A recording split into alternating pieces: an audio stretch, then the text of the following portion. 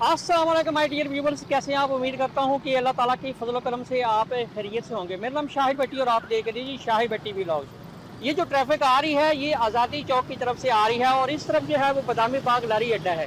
आगे ये जा रही है सब्ज मंडी की तरफ और इस तरफ देखे मेरे पीछे यहाँ पे बदामी बाग फाटक नंबर 3 है। तो फाटक नंबर 3 के ऊपर यहाँ पे एक अंडरपास जो है वो बनने जा रहा है। बहुत जल्द इसके ऊपर जो है वो काम शुरू होने वाला है। मुतलका अथॉरिटी से और मुतलका लोगों से मेरी बात हुई है, उन्होंने भी यही कहा है कि जैसे ही ये बारिशों का सीज़न यानी कि मानसून ऑफ होता है यहाँ पे हम अंडरपास के ऊपर जो काम है वो शुरू कर देंगे। वो पीछे मैं देख रहा था वहाँ पे एक साइन लगा हुआ, वहाँ से अंडरपास ये बनना शुरू होगा और ये इस तरफ, क्योंकि ये आगे जो फाटक नंबर 3 है यहाँ पे ट्रैफिक के बहुत ज़्यादा मसाइल हैं। यहाँ पे बार बार फाटक बंद होता है क्योंकि आगे लाहौर जंक्शन है, तो हर 10-15 मिनट के बाद ट्रेन आती है तो फाटक बंद हो जाता है, जिसकी वजह से गुजरने वालों के लिए बहुत सी मुश्किलात जो है वो शुरू हो जाती हैं। उस तरफ आप अगर देखें तो वो फ्लाई ओवर उन्होंने बनाया हुआ है, लेकिन वो जो फ्लाई ओवर है वो बेसिकली सब्ज़ मंडी से शुरू होता है। ये बदामी बाग जो फाटक नंबर 3 है उसकी तरफ जो है मैं जा रहा हूँ, क्योंकि हर 10 मिनट के बाद यहाँ से एक ट्रेन गुजरती है, जिसकी वजह से यहाँ पे ट्रैफिक की जो है वो कंजेशन रहती है और यहाँ के मकामी जो लोग हैं उनको बहुत से मसाइल का सामना करना पड़ता है।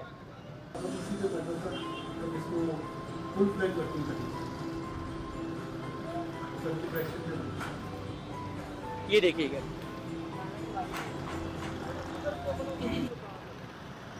ये आपको नज़र भी आ रहा होगा, वो फ्लाई ओवर है।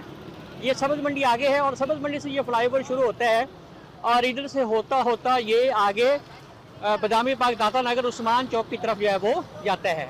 और ये जो है ये फाटक नंबर 3 आपको सामने जो है वो नज़र आ रहा है। यहाँ पे सारी ट्रैफिक की कंजेशन होती है। आज तो चलो इतना रश नहीं है क्योंकि संडे है, लेकिन आम दिनों में यहाँ पे ये अमूमन ये फाटक जो है वो बंद ही रहता है। अच्छा, अब सुनने में ये आ रहा है कि यहाँ पे एक अंडरपास जो है वो बनेगा, जो कि वहाँ से, जहाँ से मैंने वीडियो स्टार्ट की वहाँ से शुरू होगा और इधर से होता हुआ आगे बदामी बाग जो फाटक नंबर 3 है इसको क्रॉस करेगा और आगे उस्मान चौक की तरफ जो है वो वहाँ से ऊपर की तरफ आ जाएगा। तो बेसिकली जो दाता नगर की जाने वाली ट्रैफिक है या दाता नगर से आज़ादी चौक की तरफ जाने वाली ट्रैफिक है या लारी अड्डे की तरफ जाने वाली ट्रैफिक है वो इससे मुस्तफ़ीद हो सकेगी। और मुतलका लोगों को कहना है कि मानसून जैसे ही ख़त्म होगा हमने इस अंडरपास के ऊपर जो है वो काम करना शुरू कर देना है। बाकायदा इसके ऊपर जो है वो मार्किंग हो चुकी है। तो ये जो फ्लाई ओवर आपको नज़र आ रहा है ये गिर जाएगा। एक तो इसकी हालत जो है वो बहुत ही खस्ता है क्योंकि अभी ये मज़ीद इस्तेमाल के काबिल ही नहीं है, तो इसको जो है ना वो गिरा देंगे और उसकी जगह यहाँ पे जो अंडरपास है वो बनाया जाएगा। चलें आगे की तरफ चलते हैं।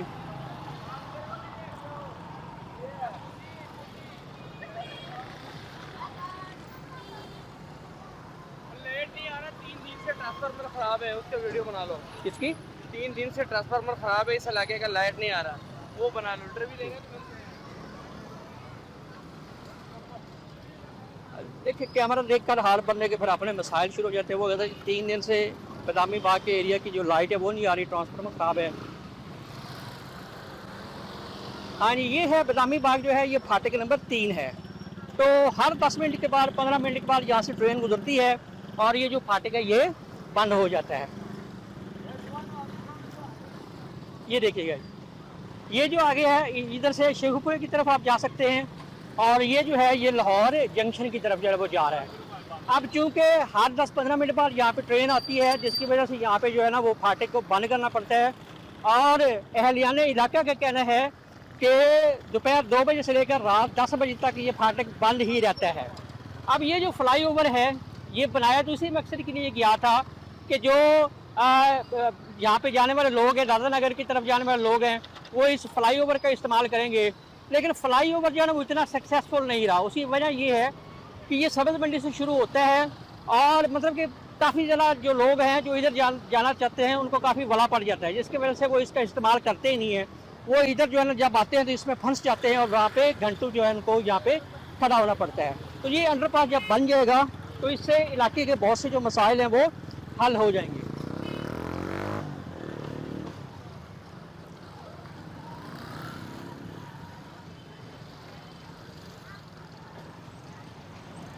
नो डाउट कि जब अंडरपास का काम होगा तो पहला इफेक्ट तो ये होगा कि ये जो फ्लाईओवर है ये गिरा दिया जाएगा, और दूसरा ये है कि इससे थोड़ा सा ये जो शॉप्स हैं, ये जो दूसरी चीज़ें हैं, दूसरे लोग हैं, इन कुछ घर हैं, कुछ शॉप्स हैं, ये भी मुतासर होंगी।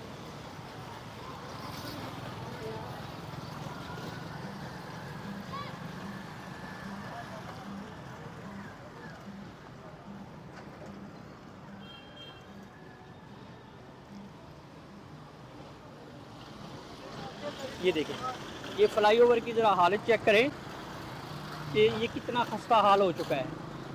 ये नीचे से आप देखें, ये आप देखें,